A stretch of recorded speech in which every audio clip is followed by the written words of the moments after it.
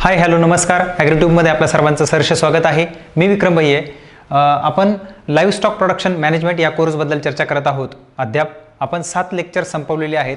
हे 8वं लेक्चर आहे ज्यामध्ये आपण feeding and management of pregnant draft and breeding bull हे बघणार आहोत. याच्या आधीच्या लेक्चरमध्ये आपण feeding and management of calf, heifer आणि मिल्किंग ॲनिमलचं बघितलं होतं. तर मग आपण या लेक्चरला सुरुवात करू. आता यामध्ये पहिलं जे आहे feeding and management of or feeding care and management of pregnant animal. या प्रेग्नंट ॲनिमल आता मध्ये आपण काय काय फीडिंग अँड केअर मॅनेजमेंट करायचे ते बघूयात. तर सर्वप्रथम feeding. Provide adequate feeding to meet the nutritional requirement of both mother as well as foetus. ठीक आहे, जो गर्भ आहे आणि त्याचप्रमाणे जी माता आहे या दोघांनाही त्या ठिकाणी न्यूट्रिशन कंप्लीट मिळावं यासाठी फिडिंगचा जो पॅरामीटर आहे हा आपल्याला ॲड्युकेट फिडिंग करायची आहे.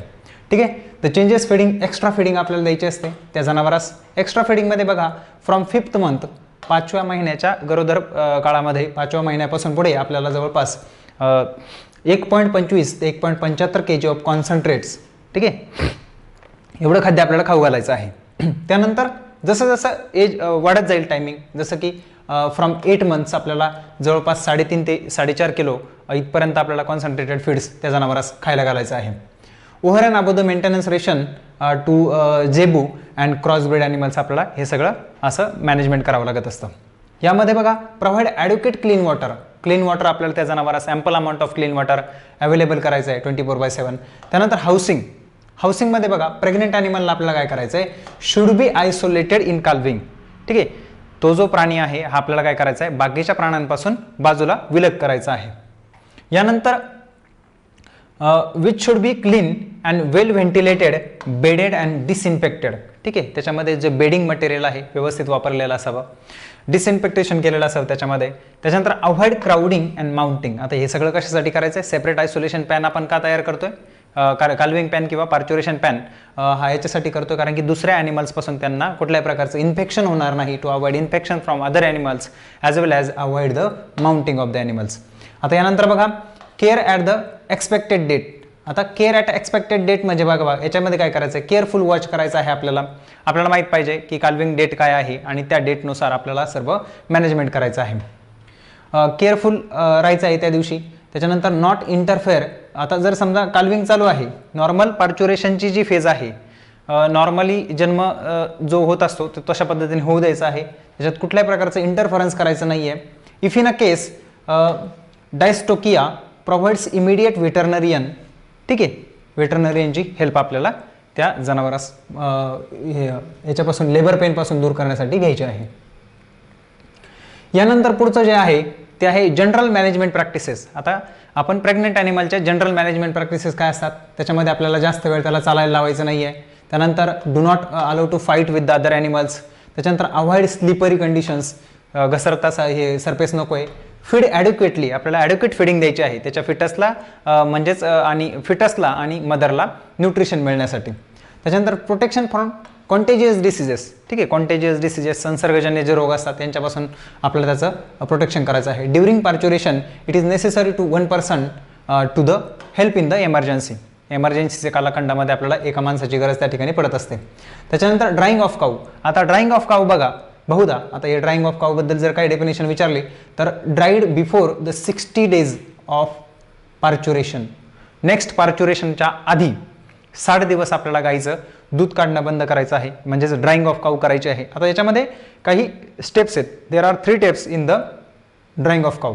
आता त्या 3 कोणत्या कोणत्या आहेत बघा. आता हे असं का करायचं, to avoid the nutritional deficiency. If on a regular basis if you will not follow the period of drying period then what happens, the whole nutritional, it means ki even calcium, phosphorus will get down in the body. And basically the 3 steps has been followed to do this drying of the animal. The first one is the incomplete milking.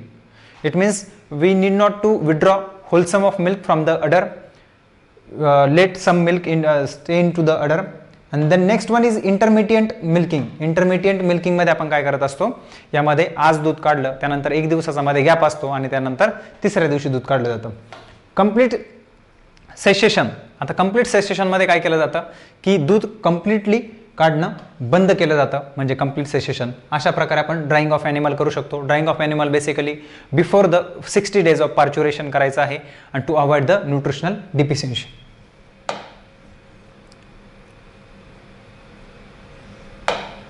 यानंतर बघा care of cow after parturition. आता parturition झालं, जन्म दिल्याच्या नंतर काय आपण काळजी घेणार आहोत प्रेग्नंट ॲनिमलची ते बघायचं आपल्याला. After parturition the flanks and the tails should be washed. आपल्याला काय करायचं आहे, सर्व गाईला धुवून घ्यायचं आहे, गरम पाण्याने धुवायचं आहे. Warm water with a potassium permanganate that is KMNO4.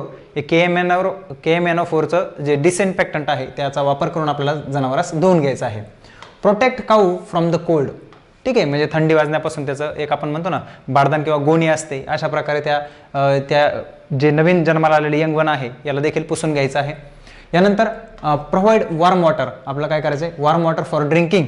जनावरासाठी त्या ठिकाणी गरम किंवा कोमट पाण्याचा पियायला द्यायचं आहे. त्याच्यानंतर milk the cow to avoid the milk favour.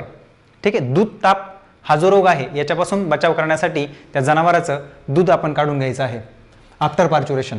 Okay, after parturition cow is expelled the placenta within 2 to 3 hours. आता बघा 2 ते 3 तासाच्या दरम्यान तो वार पडत असतो आणि वार जर पडला नाही तर आपल्याला काही वेटरनरियनची हेल्प घ्यावी लागू शकते आणि काही मेडिकेशन करून आपण तो प्लासेंटा पाडू शकतो. प्लासेंटा काय करायचा, जो मिळालेला प्लासेंटा आहे हा करायचा आपल्याला बरीड करायचा आहे किंवा बर्न करायचा आहे. ठीक आहे, गाडून टाकायचा आहे जेणेकरून त्याच्यापासून कुठल्याही प्रकारचा दुसरा काही इन्फेक्शियस डिसीजेस कॉज होणार नाहीत. किंबहुना जर हा जर प्लासेंटा त्या जनावरांनी जर खाल्ला तर त्या ठिकाणी काय होत असतं बघा, if eaten by that particular animal, तर त्यानंतर काय होते त्याची मिल्क यील्ड काय होते, will be reduced. Milk yield reduce काय होते, कारण की त्या प्लासेंटामध्ये काय असतात, excess amount of proteins contents त्या प्लासेंटामध्ये आपल्याला पाहायला मिळतात. आणि feed the cow with the easily digestible laxative bran and mash. ठीक आहे, moisture with the lukewarm water. ठीक आहे, अशा प्रकारे डायजेस्टिबल, इझिली पॅलेटेबल, डायजेस्टिबल अशा प्रकारचं न्यूट्रिशियस डाएट आपल्याला त्या जनावरास द्यायचं आहे, ज्यामध्ये बघा कुकुट ज्वार असेल, बाजरा असेल किंवा जागरी असेल, आपण गुळ आणि ज्या याच्या बाजरीच्या घुगऱ्या आहेत याचा आपण वापर करून त्या ठिकाणी जनावराला फीडिंग करू शकतो. ही ती पार्च्युरेशनची स्टेज आहे. या ठिकाणी बघा जे समोरील 4 limbs आहेत हे पहिल्यांदा बाहेर येतात, त्याच्यासोबत माऊथ येतं. ठीक आहे, आणि प्लासेंटा त्या जनावरास लागलेला असतो. आपल्याला म्युकस आपण बघितलं होतं केअर अँड मॅनेजमेंट ऑफ काल्पमध्ये. सुरुवातीला आपल्याला काय करायचं, प्लासेंटा कसा रिमूव्ह करायचा, टिंचर ऑफ आयोडीन नॅव्हल कॉर्डला कसा कट करायचा आहे. आता यानंतर बघा feeding care and management of आता bull calf and breeding bull. ठीक आहे, आता बुल काल्फ सुरुवातीला छोटं जे बछड असतं, बुल काल्फ कसा रेअर करायचा आणि त्याच्यापासून आपण एक चांगला उत्कृष्ट दर्जाचा ब्रीडिंग बुल कसा तयार करू शकतो. यामध्ये बघा बुल काल्फ जे आहे, एज ऑफ सेपरेशन आपल्या सर्वांना ज्ञात आहे की 6 महिन्यांचा झाल्यानंतर त्या ठिकाणी त्याला सेपरेट करायचं आहे, सेपरेटेड फ्रॉम द हायपर्स. बुलला, मेल बुलला आपण काय करतो, सेपरेट करतोय हायपरपासून. त्याच्यानंतर फिडिंग करायची आहे बघा. आता डायजेस्टिबल क्रूड प्रोटीन्स जवळपास 12 ते 15% एवढे असले पाहिजेत आणि टोटल डायजेस्टिबल न्यूट्रियंट्स जवळपास 70% पाहिजेत. याचं कॉन्सन्ट्रेशन अशा प्रकारे दिलं जातं बघा. डायजेस्टिबल क्रूड प्रोटीन आहेत 20% आणि 70% टोटल डायजेस्टिबल न्यूट्रियंट्स. लेग्युम्स असेल, हे असतील 1 kg of per 100 kg of body weight एवढ्या प्रमाणामध्ये आपल्याला काय करायचं आहे, कॉन्सन्ट्रेट्स त्याला द्यायचे असतात.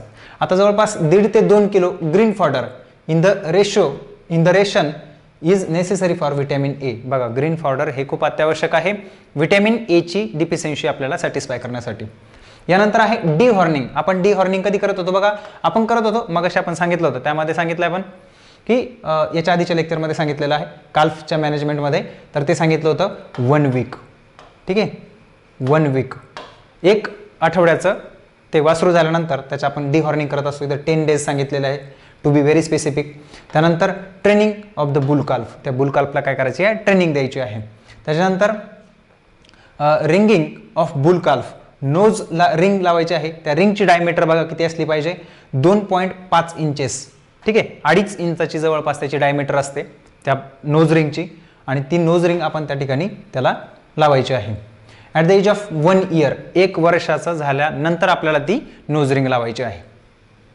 परंतु या नोज रिंगच्या साह्याने पकडायचं आहे का ॲनिमलला, कधी नाही, तर आपल्याला पकडायचं काय असायच्या हाल्टरच्या साह्याने, म्हणजे मोरखीच्या साह्याने आपल्याला जनावरास कंट्रोल करायचं असतं. परंतु जर अनकंट्रोलेबल असेल तरच आपल्याला नोज रिंगच्या साह्याने कंट्रोल करावं लागतं. आता ब्रीडिंग बुल. ठीक आहे, आता ब्रीडिंग बुल जो आहे, हा ब्रीडिंग बुल कसा असावा आणि त्याचं मॅनेजमेंट कसं करायचं ते बघा. Care and proper management of the breeding boule is necessary. हे खूप महत्त्वाचं आहे आपल्याला. सक्सेसफुल ब्रीडिंग प्रोग्राममध्ये आपल्याला याचं खूप महत्त्व आहे. त्याच्यानंतर सिलेक्शन कसं करायचं बघा. आता सिलेक्शन कसं करणार आपण, गुड पिडिग्री रेकॉर्ड. त्याची पिडिग्री कशी पाहिजे, त्याची वंशावळीनुसार त्याचा काय प्रोग्रेस रिपोर्ट हा चांगला असला पाहिजे.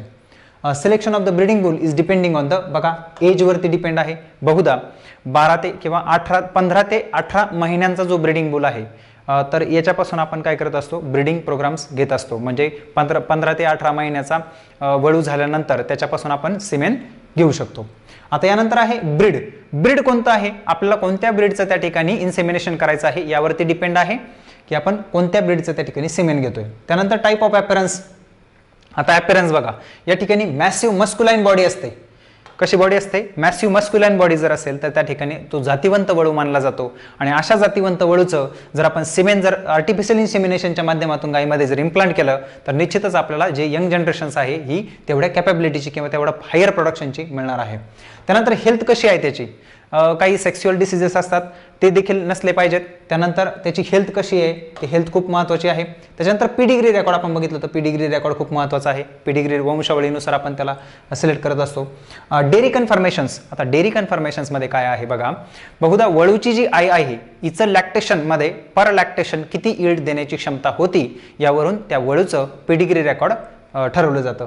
आणि निश्चितच डेअरी कन्फर्मेशन ही घेतली जातात. त्यानंतर ऑफस्प्रिंग कॅरेक्टरिस्टिक्स. याच्या आधी जर अशा वळूकडून जर एखादी उत्पत्ती झालेली असल्यास अशा उत्पत्तीचं प्रोडक्शन काय आहे किंवा अशा उत्पत्तीचं कॅरेक्टरिस्टिक्स काय आहे. ठीक आहे, बेसिकली हे सगळे पॅरामीटर्स तपासले जातात ब्रीडिंग बुलमध्ये. यानंतर आहे फिडिंग. आता प्रॉपरली बॅलन्स्ड रेशन आपल्याला कसं द्यायचं आहे, बॅलन्स रेशन द्यायचं आहे त्या जनावरास म्हणजे ब्रीडिंग बुलला. Given which is contains adequate energy of protein, minerals and vitamins. ठीक आहे, समप्रमाणामध्ये आपल्याला प्रोटीन, विटॅमिन्स आणि मिनरल्स द्यायचे आहेत. Feed to the male calf after the discontinuation of milk it should be provided with a good quality of legume. हे असेल आपली वैरण असेल ते, ठीक आहे, या चांगल्या पद्धतीचं आपल्याला द्यायचं आहे. जवळपास 2 ते 2.5 किलो आपल्याला कॉन्सन्ट्रेट त्या जनावरास खाऊ घालायचे आहेत. ठीक आहे, ऑन अ डेली बेसिस जवळपास 2 ते 2.5 किलो.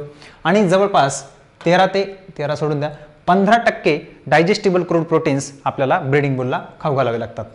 आता नंबर ऑफ सर्व्हिसेस. आता बघा कोणत्या एजमध्ये आपण किती सर्व्हिसिंग करू शकतो, म्हणजे किती वेळेस आपण त्या ठिकाणी हे सिमेन घेऊ शकतो, विड्रॉ करू शकतो. तर यामध्ये पहिलं आहे जवळपास 1.5 ते 2 वर्षाच्या वळूपासून आपण एक सर्व्हिस म्हणजे प्रति वीक एका आठवड्यामध्ये आपण एकदा सिमेन अवगत करू शकतो. यानंतर दुसरं जे आहे 2.5 वर्षापासून जो अबो आहे, 2.5 वर्षापेक्षा पुढील वळू जो असेल त्या वळूपासून आपण 2 ते 3 सर्व्हिसेस पर वीक एवढं सिमेन आपण कलेक्ट करू शकतो. यानंतर बघा if the bull is not use for the few weeks then first ejaculation, जे फर्स्ट इजॅक्युलेशन असतं इट शुड बी डिस्कार्डेड. नाहीतर काय होऊ शकतं, अशा गोष्टी अशा सिमेनपासून बनवण्यात येणारे जे स्ट्रॉज आहेत हे स्ट्रॉ जर आपण आर्टिफिशियल इन्सेमिनेशनसाठी जर वापरले तर त्यापासून कुठल्याही प्रकारची उत्पत्ती होणार नाही, कारण की देअर इज नो फर्टाईल और डेड स्पर्मॅटोझोआज असतात त्याच्यामध्ये. ठीक आहे, so basically the first ejaculation is discarded. यानंतर बघा हाऊसिंग ऑफ ब्रीडिंग बुल. आता ब्रीडिंग बुलचं हाऊसिंग कसं असलं पाहिजे, सेपरेट बुल पॅन पाहिजे त्याला.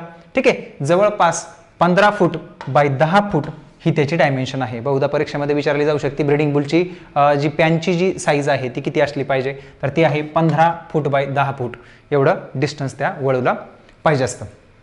आता याच्यामध्ये बघा the stall should be open in to the strongly faced paddock in to which the bulls are the free access and movement and time.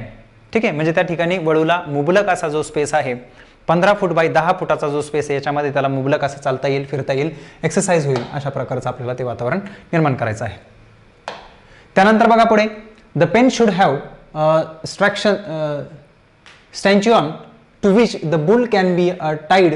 आता याच्यामध्ये बघा स्टॅच्युऑन्स म्हणजे काय असतात, खांब असतात किंवा काही पेग्ज असतात, त्या ठिकाणी आपल्याला त्या जनावराला बांधता येऊ शकतो रोपच्या साह्याने. त्याच्यानंतर फीडिंग अँड वॉटरिंग अरेंजमेंट म्हणजे ठीक आहे, पाणी आणि याच्या खाद्य टाकण्यासाठी गव्हाण वगैरे अशा प्रकारचे अरेंजमेंट पाहिजे. एक्सरसाइज बघा, एक्सरसाइज खूप महत्त्वाची आहे for the high production of the sperms. ठीक आहे, एक्सरसाइजमध्ये कीप नॉर्मल ॲपेटाईट. ठीक आहे, त्याच्यानंतर breeding power of the good health. ठीक आहे, अँड गुड हेल्थ. एवढं सगळं गुड हेल्थ आणि ब्रीडिंग पॉवर वाढवण्यासाठी आपल्याला काय करणं, ॲडोकेट अमाऊंट ऑफ त्या ठिकाणी एक्सरसाइज झाली पाहिजे. आता यानंतर बघा ट्रेनिंग. आता bull should be trained to be a lead with the bull staff.